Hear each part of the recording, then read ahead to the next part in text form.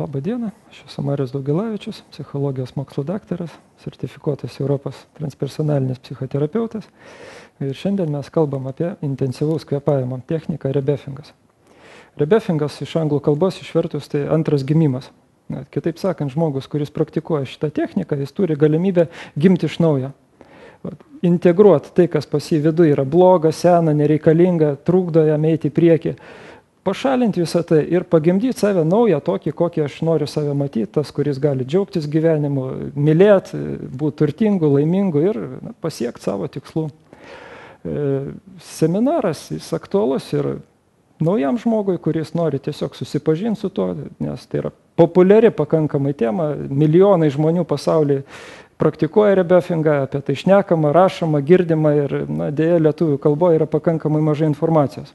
Todėl žmogus jis galės pabandyti paragauti to rebeffingo ir pagalvoti, ant kiek tai reikalinga gyvenime.